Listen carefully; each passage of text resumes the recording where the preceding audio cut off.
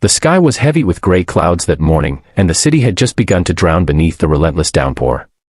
In front of a sprawling mansion framed by trimmed hedges and marble fountains, a woman in a faded blue uniform sat under a tree, her hair plastered to her face, her hands trembling as she tried to eat from a cheap plastic lunchbox.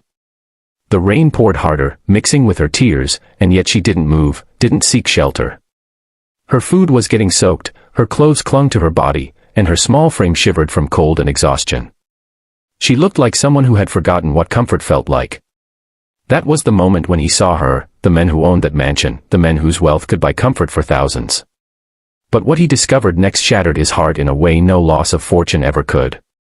Before we continue, if you believe in kindness, compassion, and giving people a second chance in life, please take a moment to like, comment, share, and subscribe to Kindness Thread.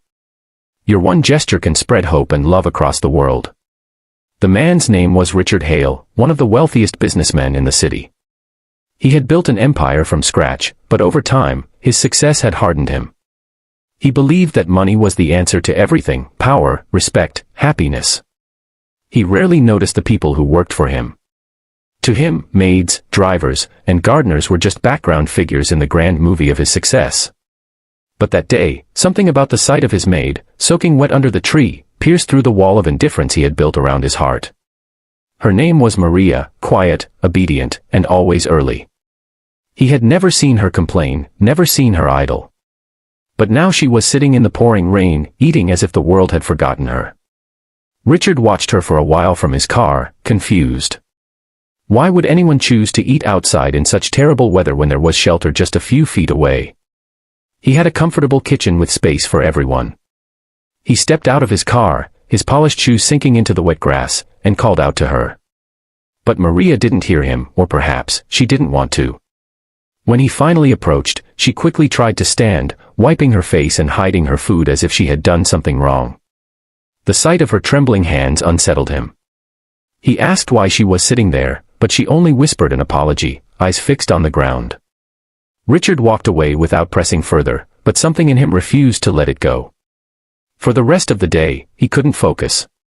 His office meetings, his luxury calls, even the constant hum of his expensive watch, everything faded behind the image of that woman eating in the rain.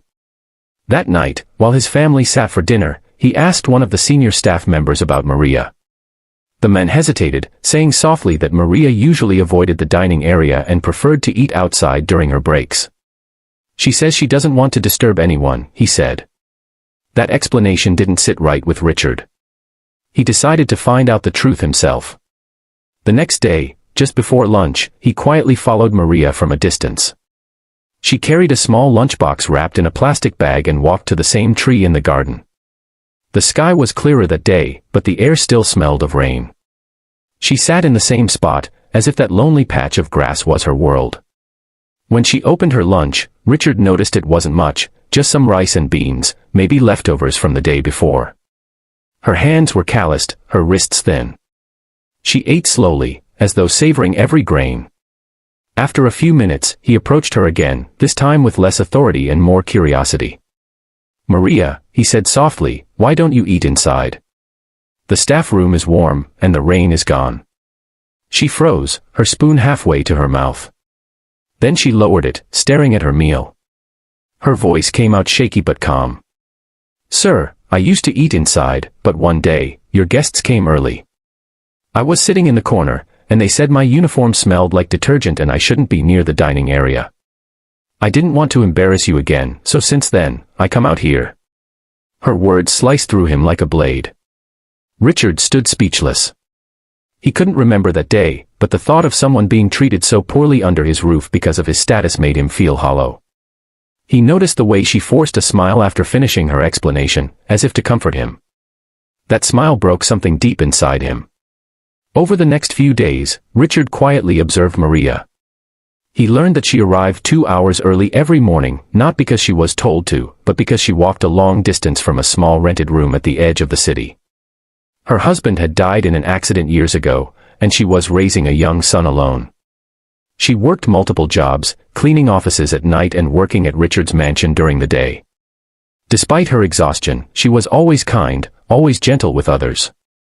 When he realized she had been working through pain and hunger just to support her child's education, guilt washed over him like the same rain he had seen her endure.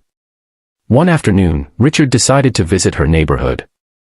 It was far from the wealth and brightness of his world. The streets were narrow, the houses small and worn out. He saw children playing barefoot, and in one of those houses, with cracked walls and a leaking roof, he found Maria's son, sitting at a wooden table, studying under a dim light. The boy looked up and smiled politely. On the wall behind him were his drawings, of a doctor, a hospital, and a woman in a blue uniform. Richard realized the boy's dream was to become a doctor so he could help people like his mother.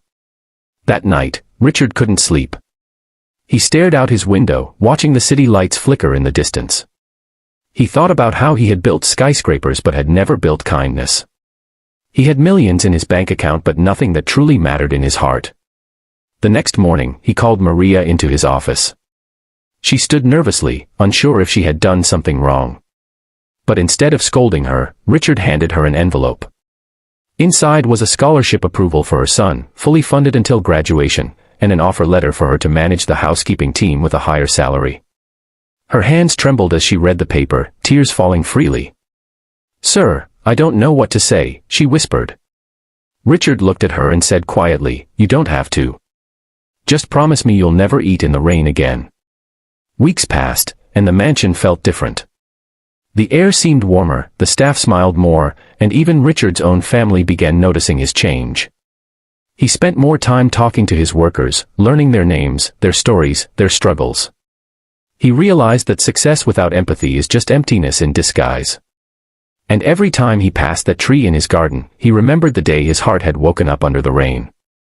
If this story touched your heart, please don't forget to like, comment, share, and subscribe to Kindness Thread. Your support helps spread stories that remind the world what it means to be human. Before we end, here's a small request: comment below what lesson you learned from Maria's story. Was it kindness, humility, or the power of empathy? We'd love to hear from you. As the days went on, Maria's son graduated with honors years later, fulfilling his dream of becoming a doctor. On the day of his graduation, Richard sat proudly in the audience, clapping the loudest. When Maria thanked him, he only smiled and said, "You gave me more than I ever gave you, you reminded me what wealth truly means." And sometimes, that's all it takes, one act of kindness, one moment of understanding, one look beneath the rain, to change a heart forever.